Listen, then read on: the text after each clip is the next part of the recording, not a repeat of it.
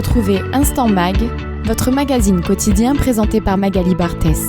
Aujourd'hui, nous allons aborder une période marquante de l'histoire du peuple juif à travers le roman historique intitulé L'enfant de l'Exodus, publié chez TDO Éditions. Et pour en parler, nous sommes avec son auteur, Véronique Chouraki. Bonjour à vous. Bonjour et puis merci de m'accueillir dans votre radio et puis bonne année à tout le monde en espérant que bientôt les otages seront libres. Tout à fait, bonne année à vous et à tous les auditeurs. Alors cet enfant de l'Exodus que vous évoquez dans le titre est Bernie, mais il y a en fait deux Bernie. C'est ça, alors il y a deux Bernie, il y a Bernie Junior qui est un peu le fil rouge qui va permettre de raconter l'histoire vraie de Reine Chouraki, qui est marseillaise, et de Bernie Marx, qui est un officier de la marine américaine, qui est un héros de la Seconde Guerre mondiale.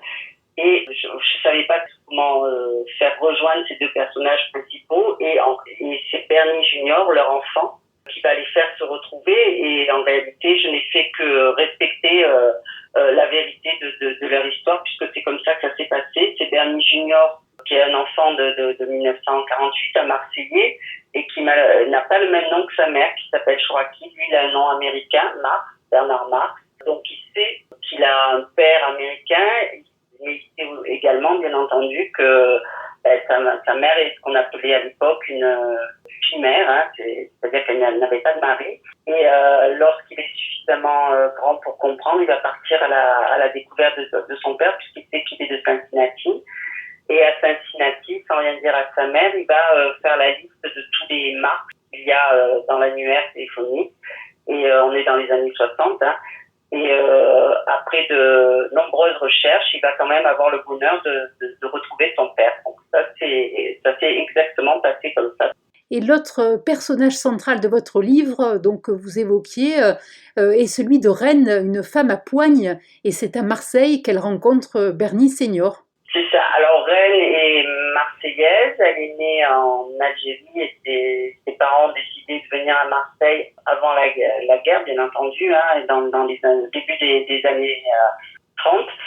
Et elle va vivre la guerre d'une manière assez insouciante au début. Et puis, malheureusement, il va y avoir la grande rafle de Marseille. Elle va partir dans le Lot, dans la résistance. Et à son retour, c'est la libération. Il y a beaucoup de soldats américains à Marseille et elle va faire la rencontre en 47 d'un marine américain.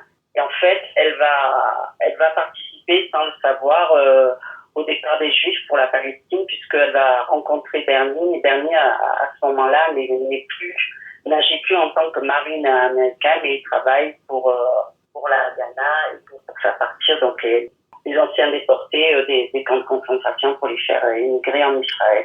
Une histoire qui méritait en effet d'être racontée. Alors, Reine et Bernie ne sont pas mariés, leur chemin s'éloigne pour des raisons personnelles. Et lorsque Bernie apprend à sa mère qu'il a retrouvé son père, celle-ci le sermonnerait presque. Alors, oui, parce qu'elle n'est pas...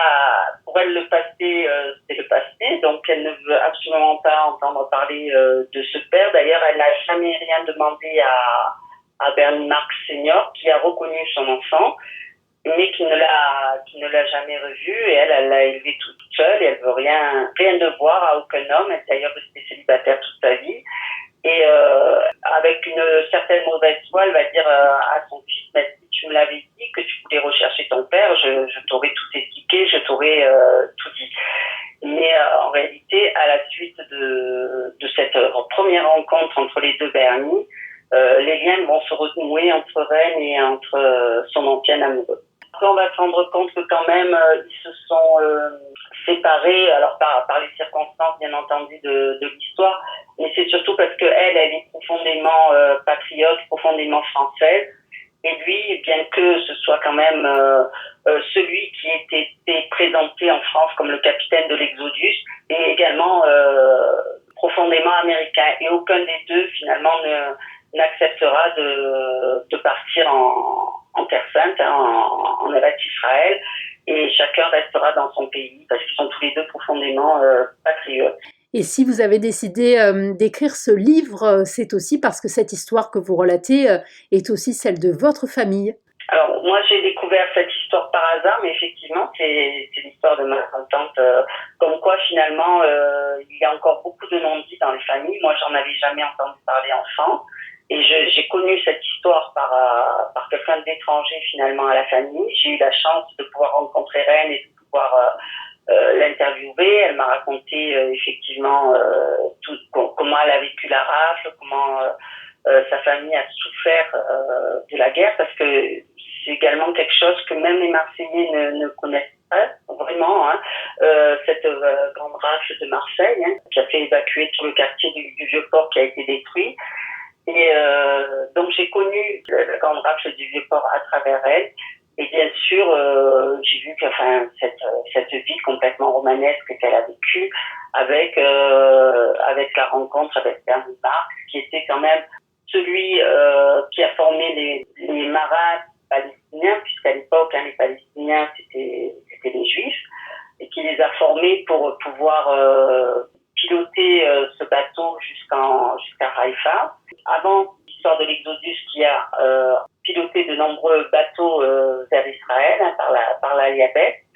Et finalement, cet enfant qui est né grâce à cette rencontre et grâce aussi à l'histoire, hein, il faut le dire, c'est vraiment un roman en soi. Il y avait finalement très peu besoin de romancer cette histoire. Et l'on comprend votre émotion. Alors, au-delà des trajectoires personnelles, il est aussi intéressant d'interpréter ce livre à la lumière de l'actualité, alors que les taux d'antisémitisme atteignent des records depuis les massacres du 7 octobre. Lorsqu'il y a eu le 7 octobre, le livre était déjà prêt pour la publication et la date de publication avait été fixée, donc en février. Et j'avais fait beaucoup de recherches, en fait, parce que Bernie Marx a été interrogé par le musée de l'Holocauste à Washington. Donc, il y a 6 heures d'interviews sur Internet, hein, qu'on peut voir, qui sont en anglais. Et il raconte comment il a vécu la montée de l'antisémitisme. Et ce qui paraissait pour lui évident, pour moi, demandait beaucoup de recherches, notamment sur les années 20, après le crash de 1929. Et on voit comment l'antisémitisme est monté, mais pas seulement en Allemagne, dans le monde entier, c'est-à-dire aux États-Unis, l'antisémitisme était très important avec Ford, avec les partis nazis qui étaient autorisés. En France, les partis antisémites étaient autorisés. Lorsqu'il y a eu les premières persécutions antisémites en Allemagne, l'Angleterre a restreint le droit des Juifs à entrer en Palestine, a fixé des quotas, chose qui n'était pas fixée pour les Arabes. Et on voit que vraiment l'antisémitisme était mondial, comme si il y avait un consensus à vouloir persécuter finalement les Juifs. Et aujourd'hui, ce qui est choquant, c'est qu'on parle beaucoup de l'antisémitisme islamiste qui existe et qui est réel. Mais je pense que si il y a eu cette vague d'antisémitisme après le 7 octobre, alors qu'une fois de plus, c'était les Juifs qui étaient visés, c'est ça qui est quand même incompréhensible et absolument effrayant, c'est parce que l'antisémitisme islamiste trouvait écho malheureusement dans l'antisémitisme, le vieil antisémitisme occidental.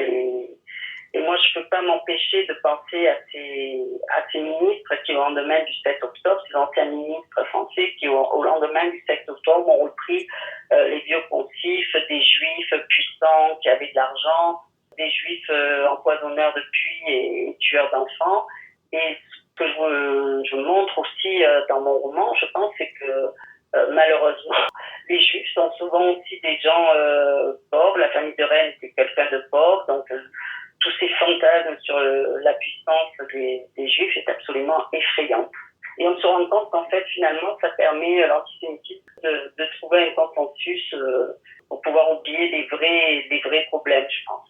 L'histoire se répète malheureusement. Voilà, exactement. On pensait qu'avec la création d'Israël, tout ça ne se revivrait plus, et puis on voit que malheureusement, ça revient. Et en 2023, la ville de Sète a rendu hommage aux 4554 juifs rescapés de la Shoah qui cherchaient à émigrer clandestinement vers la terre promise et partis à bord de l'Exodus. C'est ça, donc l'Exodus avait accosté donc à Marseille, puis il était amarré à Port-de-Bouc, et puis en réalité bateau était très surveillé par les Anglais qui avaient repéré un départ prochain. Donc il est parti dans la nuit à Sète, et c'est à Sète qu'ont embarqué les réfugiés qui devaient partir donc en Palestine. Et ce départ a été possible grâce à un commissaire français qui s'appelle le commissaire Le Boutet, qui est d'ailleurs un juge donc parmi les nations, qui avait sauvé beaucoup de juifs pendant la guerre. Et c'est lui qui a fait le visa des 4554 passagers pour leur permettre de quitter la France. Et donc, il a été honoré par un quai qui porte son nom, et qui porte aussi le nom du bateau, Exodus 1947.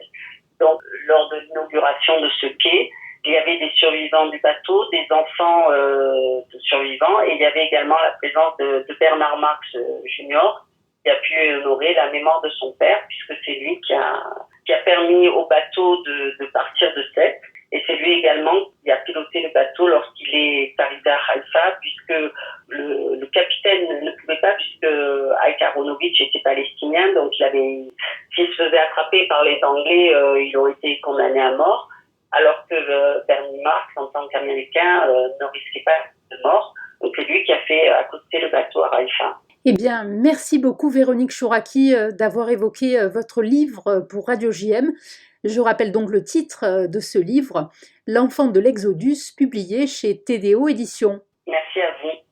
Merci, au revoir. Au revoir. Retrouvez Instant Mag, votre magazine quotidien présenté par Magali Barthès.